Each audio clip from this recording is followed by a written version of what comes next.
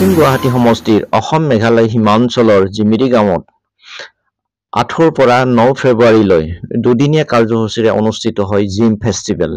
মূলত এডভেঞ্চাৰ প্ৰতিযোগিতাৰ ওপৰত ভিত্তি কৰি এই ফেষ্টিভেলখন অনুষ্ঠিত কৰা হয়।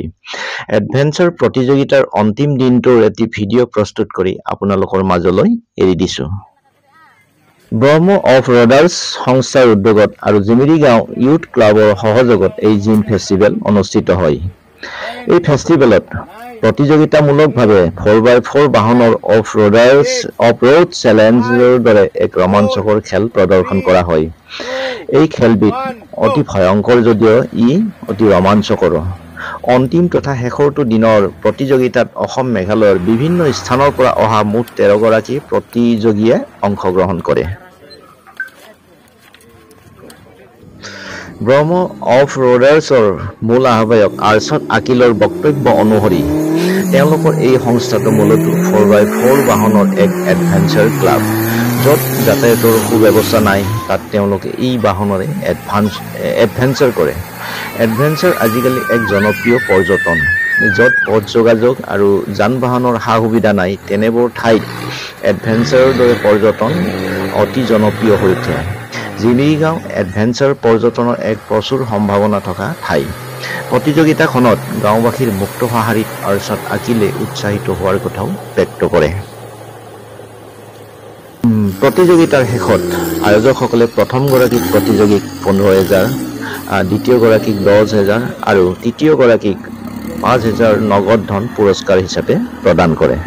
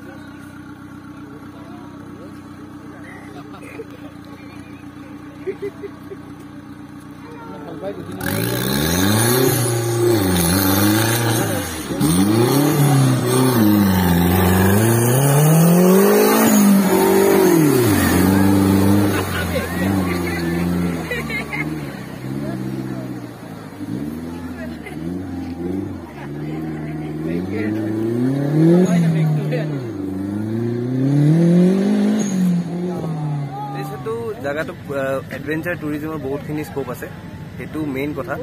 সেইটো কাৰণে আমি অলপ এক্সপ'জাৰ দিবৰ কাৰণে এই জাগাটোক আমি এডভেঞ্চাৰ স্পৰ্টছটো পাতিছোঁ, যোনটো আমাৰ 4x4 অফ ৰোড চেলেঞ্জ হয়। সেইটো দি মানে বিভিন্ন ষ্টেটত, অসমৰ নৰ্থ ইষ্টৰ বিভিন্ন ষ্টেটত আপোনাৰ এনেকুৱা অনুষ্ঠান হৈ থাকে। আৰু এনেকুৱা জাগাতে হয় য'ত আপোনাৰ ধৰক মানুহ গৈ পাবলৈ দিগদাৰ হয়।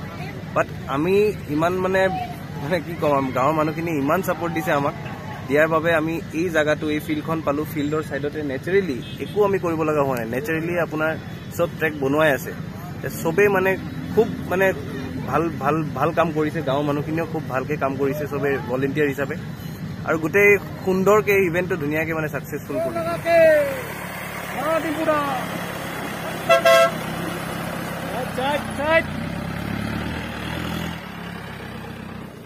এইটো ব্ৰহ্মা অফ ৰোডাৰ্ছ বুলি আমাৰ এটা কমিউনিটি আছে। আমি 4x4 এডভেঞ্চাৰ ক্লাব হয়। আমি এনেকৈ মাজে মাজে এনে চানডে ড্ৰাইভত যাওঁ, য'ত মানে অলপ 4x4 আমি ইউজ কৰি সেই জেগাবোৰত যাওঁ। অফ বিট জেগা বুলি কয়, সেই তাতে সেই সেনেকৈ গৈ যাওঁতে আমি মোৰ কো ড্ৰাইভাৰ জন আমি একেলগে যাওঁতে এনেকুৱা ভাবিলোঁ কি ইয়াতেও এটা বস্তু পাতিব লাগে যদি ক'ৰবাত এনেকুৱা জেগা পাওঁ আৰু হয় পালোঁ এই জেগাটো জিমিৰি গাঁৱতে পালোঁ পাই কেনে খুব ফূৰ্তি লাগিছে আমাৰ এই ইভেণ্টটো কৰাৰ কাৰণে আৰু খুব ভাল লাগিল এবাৰ ছাকচেছফুলি আমাৰ ইভেণ্টটো কমপ্লিট হ'ব গ'ল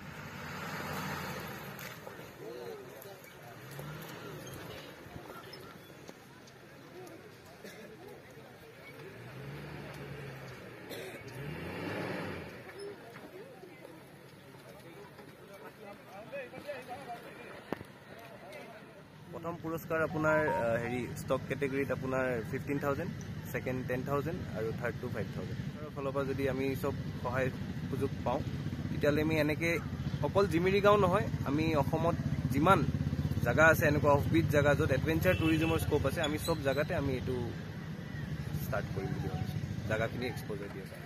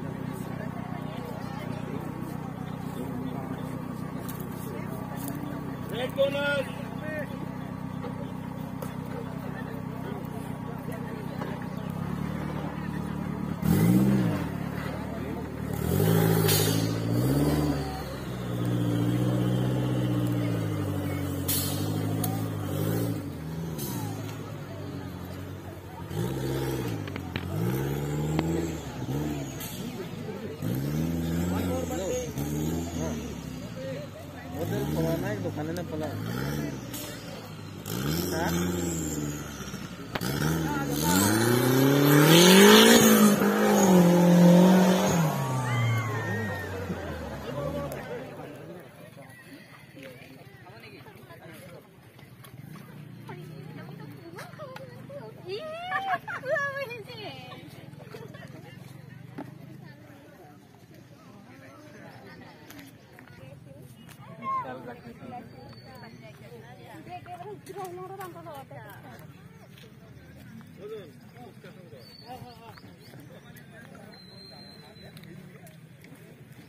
এই না টেঙাই পুৰি অমিতা আৰু কটাই এনেকুৱা তাৰপিছত চাপ্লাই এইফালে তামোল আছে খাৰ কলচিপ এই টেঙাটো কি টেঙা এইটো গল্ডেন মইনা গল্ডেন মই কেঁচাটো নাপায়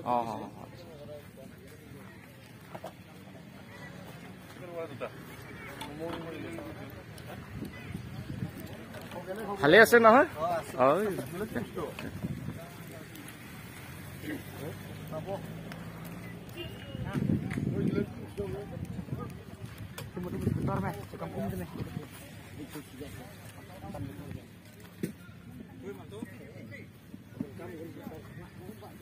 ঘৰৰে নে মাকৈ বোলে কিনি আনিছে না